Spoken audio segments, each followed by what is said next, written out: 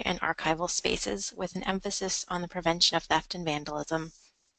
Nobody wants to think about these things, but the better prepared you are, the quicker your institution can respond in the event that they happen.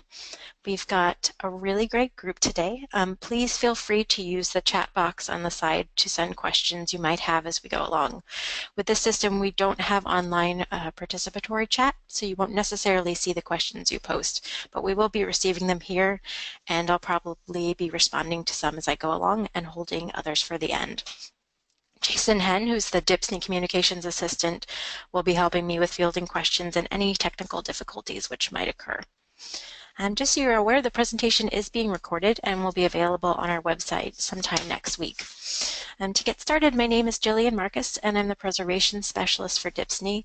I'm trained as a paper conservator and have spent time working both at the conservation bench as well as on the preservation side of collections management. Prior to joining the team here, I was the NEH Preventive Conservation Fellow at CCAHA. So thank you for coming.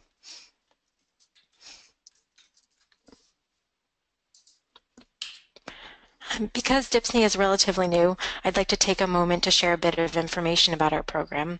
The Documentary Heritage and Preservation Services for New York program, or DHPSNY as we call it for short, is a 5-year initiative to deliver essential training and services to New York's collecting institutions. DHPSNY services include archival needs assessments, preservation and conservation surveys, guidance with strategic planning, and access to a variety of educational programs and workshops. DHPSNY makes these services available free of charge to New York-based organizations that collect, preserve, and make accessible historical records or library research materials.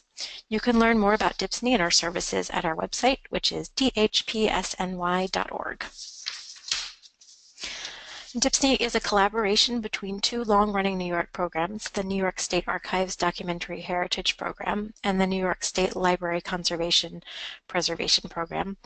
It was established in 2016 by the New York State Education Department's Office of Cultural Education to ensure consistent and comprehensive services to the vast network of organizations that safeguard New York's records and make them accessible. Now that I've filled you in on DHPSNY, let's start talking about security. The goal of today's webinar is to introduce the basics of security for libraries and archives. I'll cover some common security risks for institutions, the hazards they pose to your collections, and the preventive measures you can take. Many of these measures are actually low cost or no cost to implement, and quite a bit of it will also be common sense.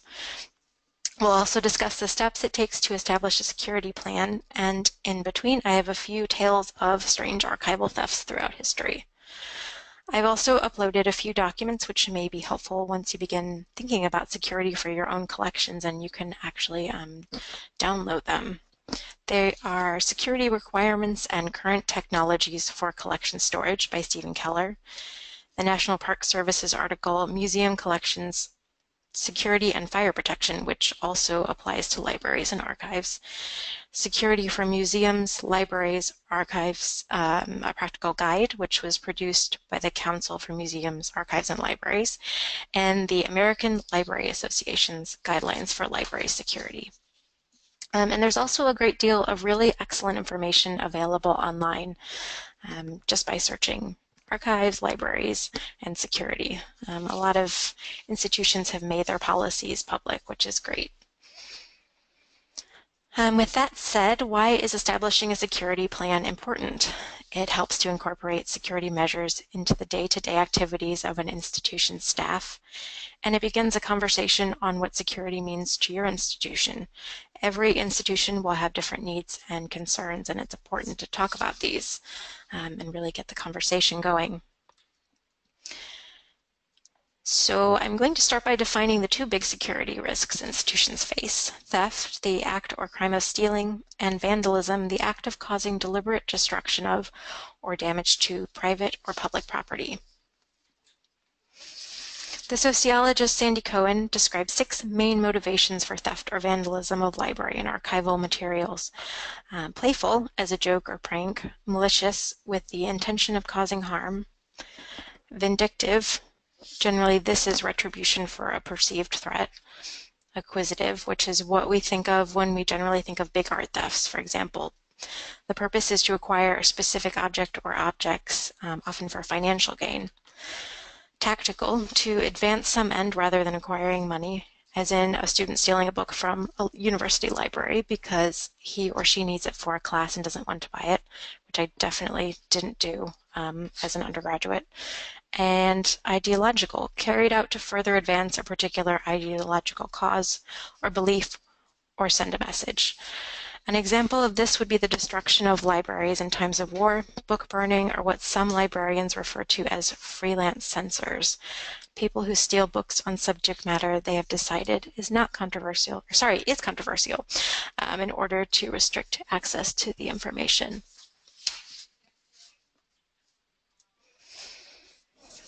Vandalism actually is fairly subtle most of the time in libraries. The cultural vandalism that gets in the news tends to be defacement of art in public places, but vandalism actually occurs every day in archives, and especially in libraries with circulating collections.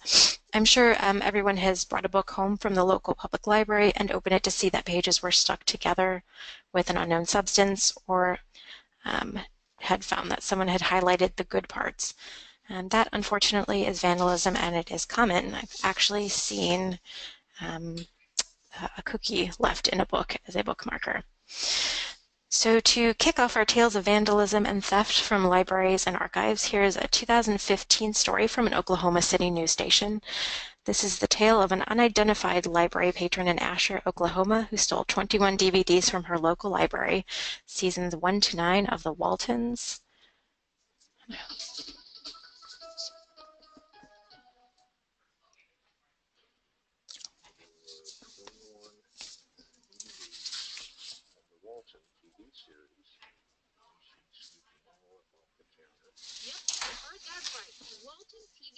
DVDs, a show known for its family values. Detective Sergeant Scott Stevens shows us the video that caught the thief in the act. She held them out aside as she removed the videos from the where?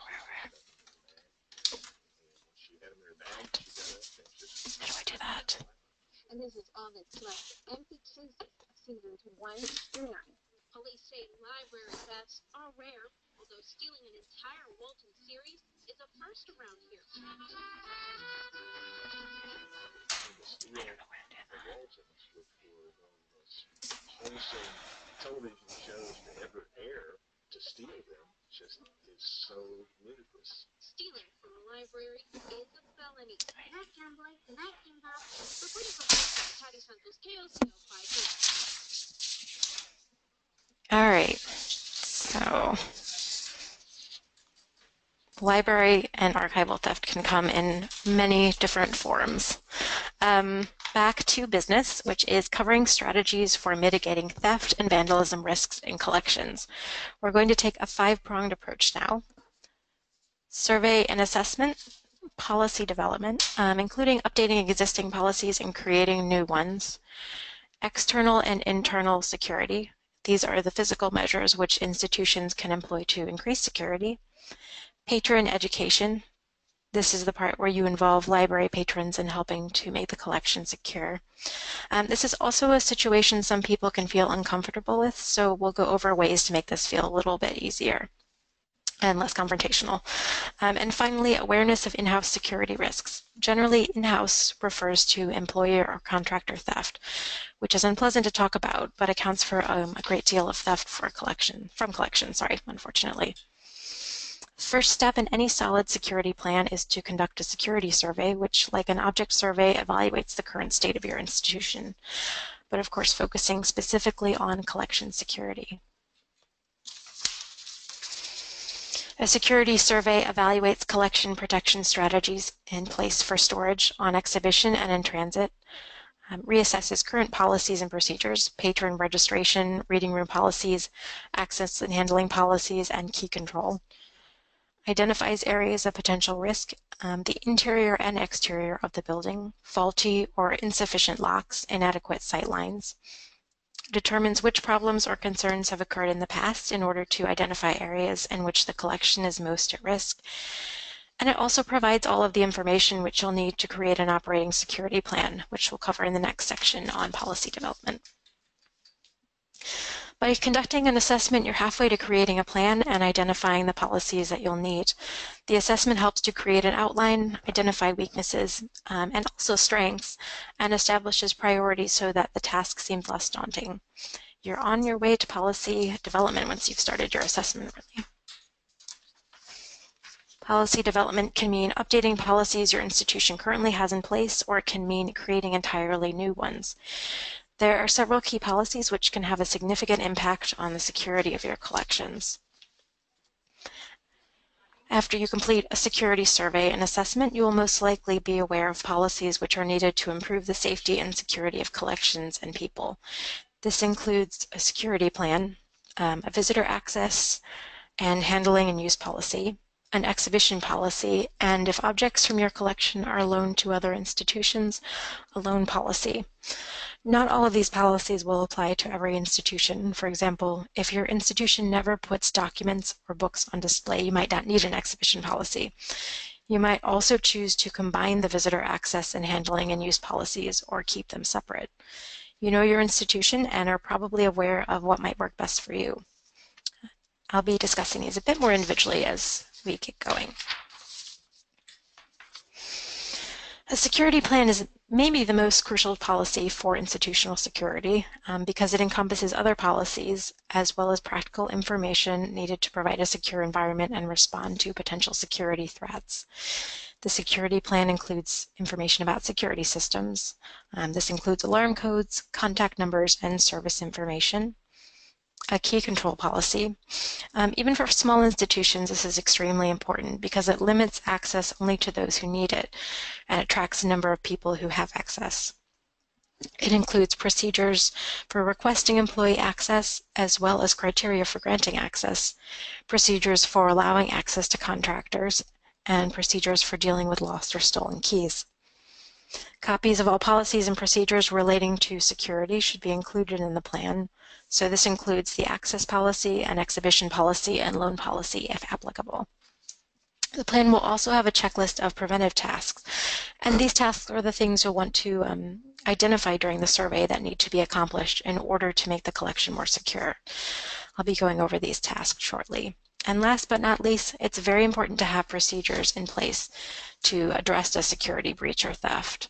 Obviously, nobody wants to think about this happening, but it's much easier to be prepared to make dealing with an unpleasant situation a little bit easier if necessary. And this will include things like contact numbers for first responders, insurance information, and procedures for reporting theft. Most of the institutions that I visit don't actually have a plan ready for the event of a security breach or theft, and it's really important. It makes things go a lot smoother when you're panicked or worried or going through some kind of crisis, however small. It just really smooths things over. And next I'll be going over the access and handling and use policy, and we'll talk briefly about the importance of exhibition and loan policies. I've been informed that the fourth handout that I uploaded doesn't open, so I will actually email that to everyone when the webinar is over. I'm not sure what happened there, but we'll get that out to you. An access or handling and use policy provides guidelines for patrons on procedures for accessing and using archival and library collections. It also clarifies points of the policy from the type of personal belongings allowed into a reading room and whether or not visitors' bags need to be checked prior to leaving. This policy outlines what a patron or researcher needs to register. This can include personal identification and personal information forms, as well as reference requests for material. This is a good place to provide written guidelines for the safe handling of materials, including photocopying and reshelving. If your institution regularly or even occasionally mounts displays, it's a good idea to have an exhibition policy. This covers all aspects of exhibition, including environment, exposure to light, and length of time objects are on display. Today, of course, we're focused on the part which covers security. This can include provisions for security, outlining the type of display used and whether it is locked or alarmed, exhibit agreements with other institutions who have loaned your institution materials, waiver forms in case of damage or theft, insurance information for objects loaned from other institutions, and finally, a general statement of security. Not all policies are as detailed as this. It really depends upon whether or not your institution displays loaned objects on a regular basis. If your institution only displays objects from your collection, it's still a good idea to have an exhibition policy in place. And we're looking at a photo of the McGregor Library at the University of Virginia and one of their exhibitions. This is an example of some of the language used in the security section of the exhibition policy at the Meaford Museum in Canada. It's short but effective. And I'll just read it, I'm sure you can see it, but the Meaford Museum will follow best practices in exhibit design, artifact handling, and artifact conservation as outlined in the Meaford Museum Conservation Policy to provide a safe, stable, and secure environment for all objects on exhibit. All borrowed items and exhibits will receive proper care and handling by all staff and volunteers. The museum will only exhibit objects that can withstand the stress of exhibition and will remove any object that may deteriorate during its time on display. So that's a really good example of the security section of an exhibition policy. Your institution may not loan out objects to other institutions, but if you do, a loan policy is essential. It defines guidelines for the care, handling, transport, security, installation, and exhibition of objects which your institution lends to other institutions. This is crucial for ensuring that objects from your collection, are safe even when they are not under your immediate care. Here's a good example of the language used in the security portion of a loan policy from the library at the University of California, San Diego. The borrower will receive, store, and display the items in a secure, environmentally sound area. A signed and completed facilities report must be submitted and approved prior to any loan agreement. Appropriate 24-hour security of the exhibition spaces and storage and preservation areas must be provided, including intrusion alarm systems and locked cases or tamper-resistant mountings. Automatic fire detection and suppression systems must be in place. And this will probably come about as part of the insurance agreement that you'll have when borrowing material from another institution. But it's good to formalize it into a formal policy. Excuse me, I'm losing my voice. Moving on, we're now going to talk about some of the physical ways you can increase security, both on the inside and the perimeter of the building or buildings your collections are housed in. Security measures include conducting an inventory of the collections, security systems, for example, centrally monitored alarms, restriction of access and key control, closed-circuit cameras, book tagging, segregating rare, valuable, or particularly fragile objects, and establishing a relationship with your local first responders, such as the police and fire departments. We'll be discussing each one of these measures in more detail. Conducting a physical inventory of the collections in your institution is incredibly important. There's no way to know if material is missing if you aren't sure that it was there in the first place or what was there or where it was. Often I've been on site visits to collections where staff think that a particular object has gone missing but can't necessarily prove it because an inventory has not been undertaken in many years, if at all.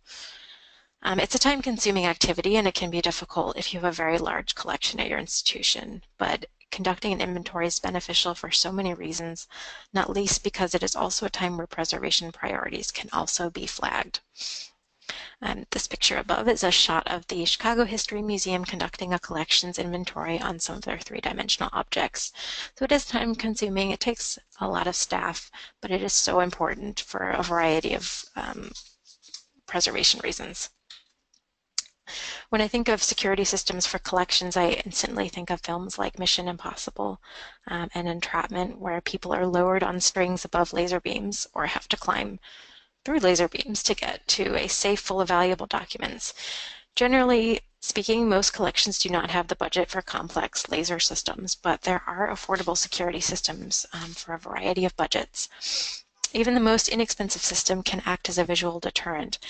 If a potential thief or vandal sees a system in place, they might reconsider.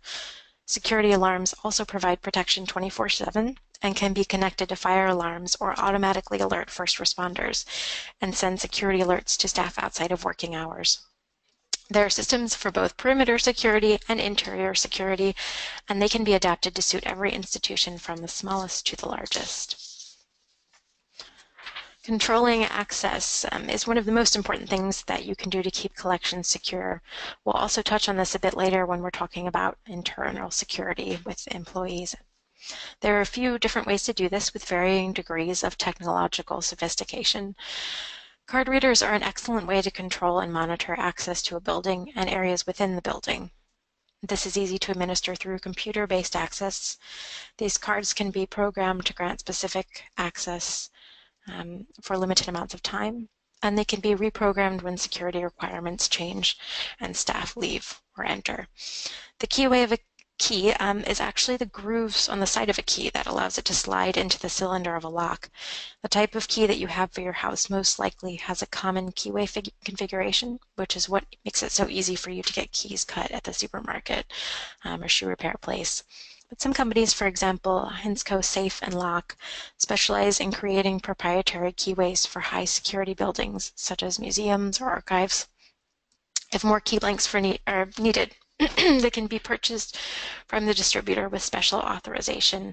This prevents anyone with access to the key going to get a copy made or copies made, and it ensures that you have sort of a one-of-a-kind system in place for your institution. And finally, having a key control program in place restricts who has access. This includes alarm codes as well as key cards or physical keys. The less people who have access, within reason of course, the more secure your collection is likely to be. Closed-circuit cameras can also act as a visual deterrent in the same way that security systems might, and serve as an extra pair of eyes during and after working hours.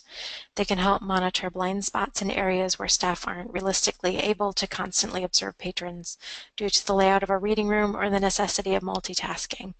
Often staff have to be helping researchers and retrieving things while simultaneously keeping an eye on visitors, and this can make it really difficult to closely observe the reading room, see what everyone's up to. As a note, security mirrors may not be as effective, but if your institution has multiple blind spots in areas where staff can't see patrons, maybe behind furniture, or if their view is blocked by a desk, for example, this might be an inexpensive way for staff to monitor these areas. If your institution displays framed objects, security mounting hardware will help protect framed art or documents from being removed from the wall. You can purchase this hardware in a variety of configurations and complexity, but simple security hardware is very low cost and effective.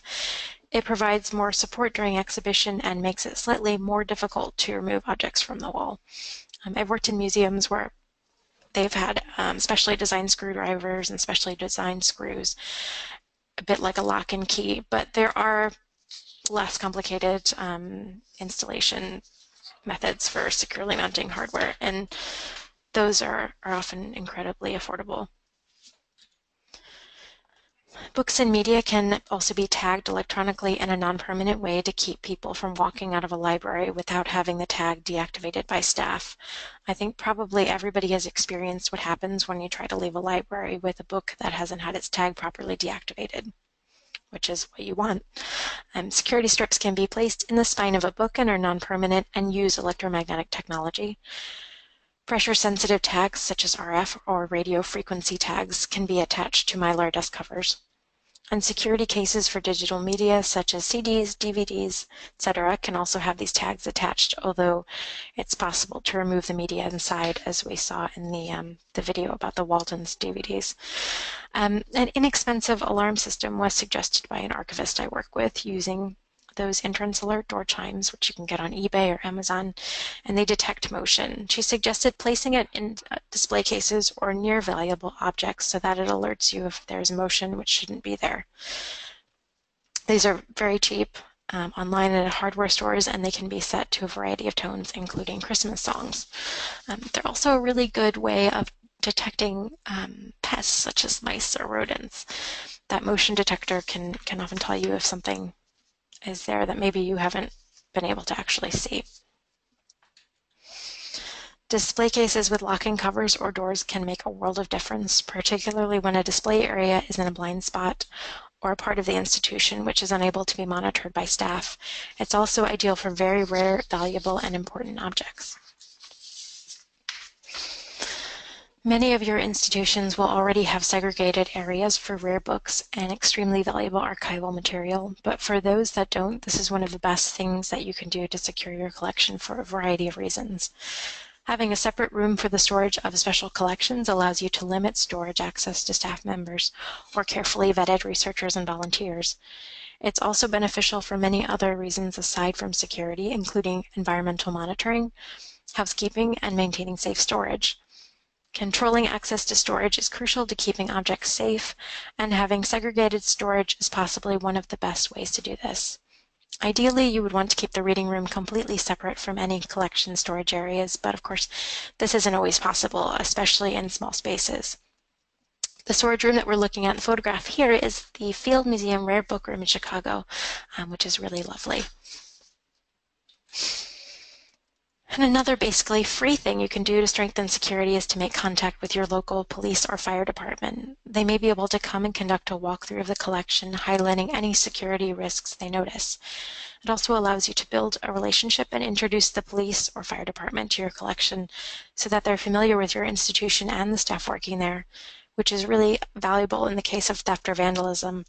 It's also an important step in the process of emergency planning, and if your institution is working on emergency planning and preparation, preparing an emergency policy, etc., it's a way of killing two birds with one stone.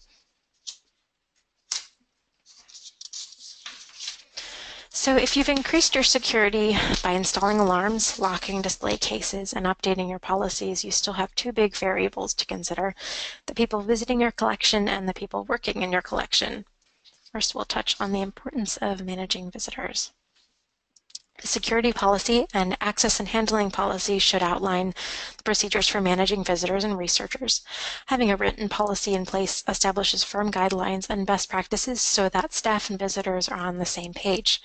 At a minimum, researchers accessing the collection should provide a photo ID, complete a registration form or sign a logbook, have rules for the handling and use of materials explained and or written guidelines for the correct handling of materials.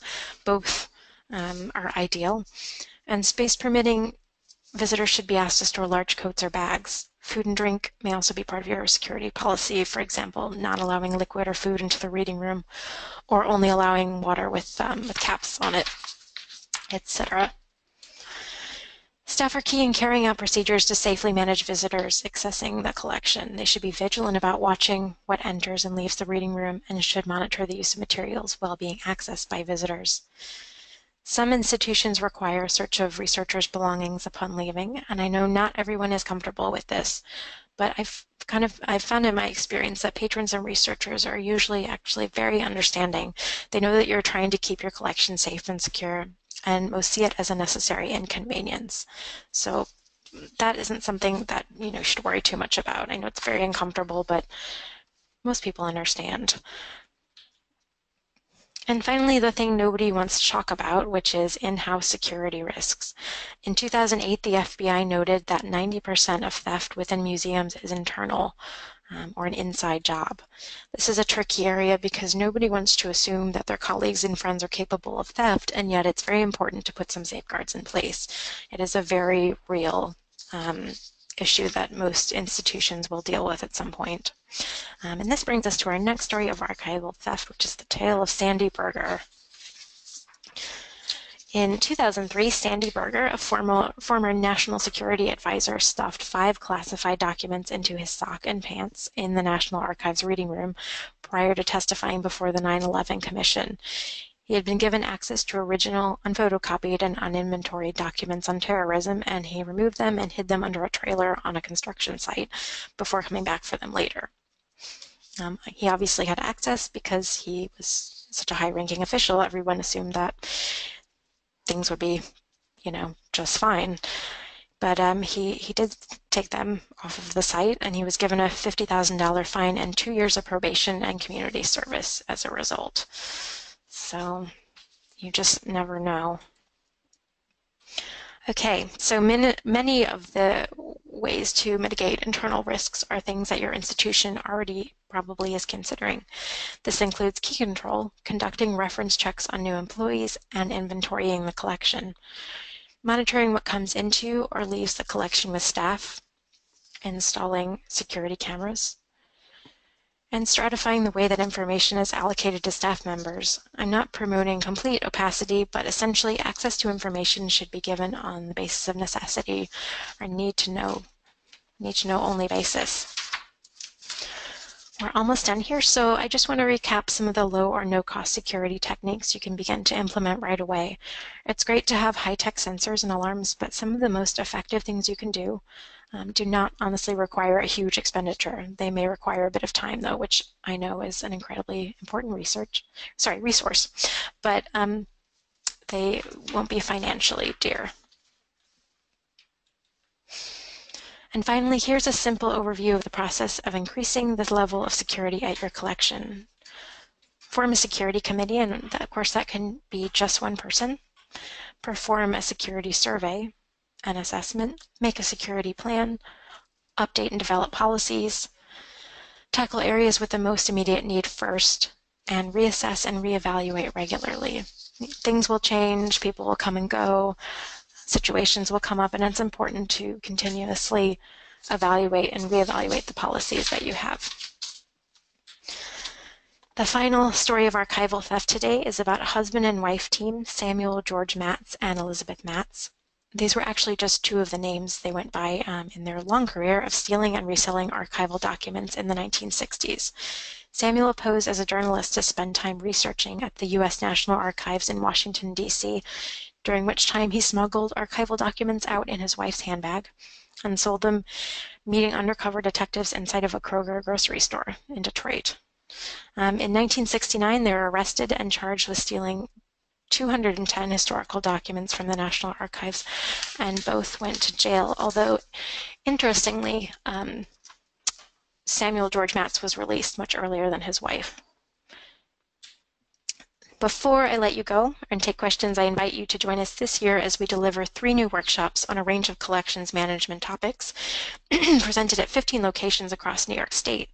Always free of charge, DHPSNY's programs address the needs of professionals and volunteers responsible for the care and handling of historic records. The registration deadline for all workshops is 2 weeks before each program date. We've got the process of processing, a hands-on approach in May.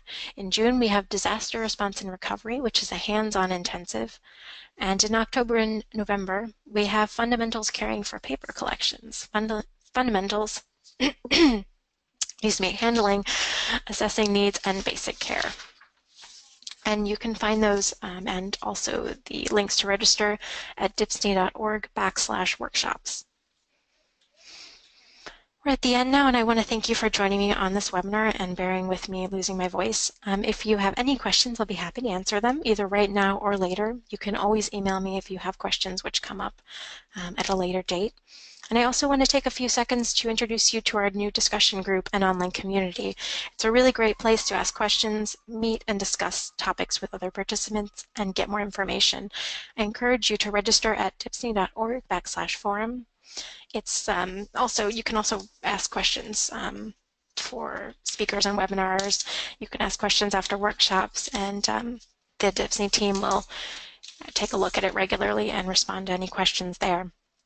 I'm actually now ready to take any questions you might have. Again, thank you so much for bearing with me and my disappearing voice.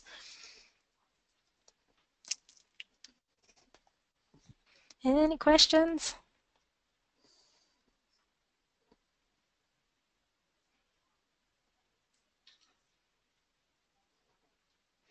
Well, there don't seem to be any questions, which I hope is a good thing.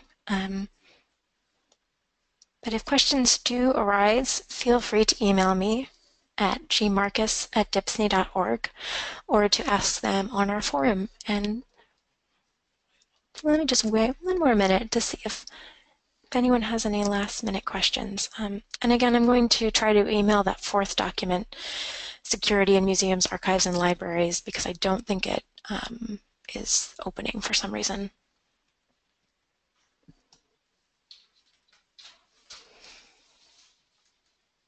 Okay, actually, I have the idea of a security committee. Here, let's see, how can they, sorry, a question from Mindy Gordon, this is a really good question. How can the idea of a security committee be introduced to administration? That is a really good question. Um, I think you can bring it up in sort of a normal catch-up meeting. You can say, I was thinking, that of introducing security policies and ways of going about that. And I would like to form a security committee. I propose to start the committee. I think if you put yourself out there, provided you're willing to do this, with the idea of starting a security committee, I think that generally makes administration more likely to co-sign with it because they know that somebody's on board and ready to get the ball rolling.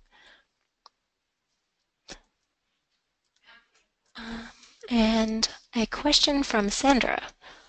Will this presentation be available for us to download? Yes, absolutely. You can download that from our website, dpsny.org, in about a week. It'll be posted on our resources page.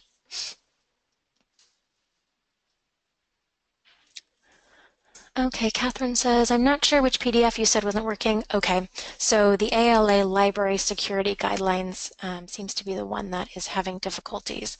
So I will email that to everyone once I can get a good copy.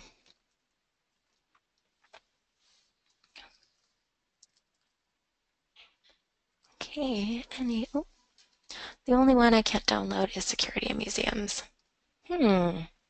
I might just go ahead and send out all of the documents. It seems like there might be some problems with a few different ones for different people. So I'll go ahead and get those emailed out to you guys. I apologize for that. Any other questions, anybody? Oh, here's one.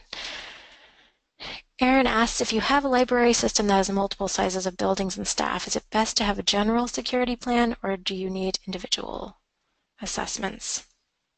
That is a really good question. Generally, you would want to cover the entire building, anywhere that collections are used or stored.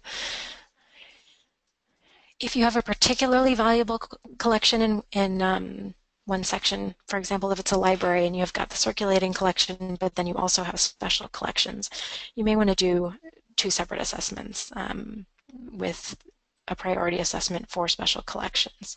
But if you can, getting the whole building or buildings, for example, under the same policy is a good idea, and conducting that assessment will help you do so.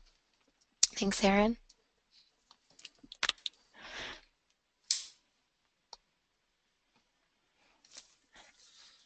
And Sally asked whether our webinars can be attended by anyone, anywhere, regardless of any connection to New York.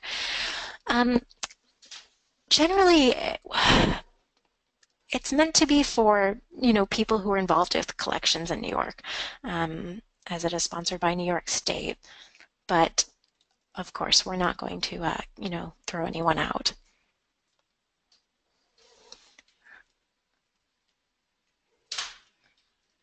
And that sounded unwelcoming. We welcome everyone here. It's just, New York State has to keep us in check. Okay, any more questions? You guys have had some really great questions.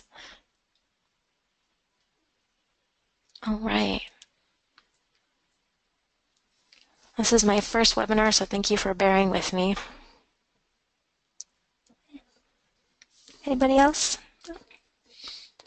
All right, thank you so much, guys. Have a good day, and send me any questions that you might have. Oh, wait, my last minute questions. What are the costs in hiring a consultant to review an institution's security measures? Often those are grant funded. And I can actually email you, Maggie, with more information about that, because there are a number of programs in which risk assessments are conducted and funded by grants. We have one here at CCAHA. I know the NEH has one, and I think there are a few other ones. So I will actually email you about that individually. Okay, thank you, Maggie.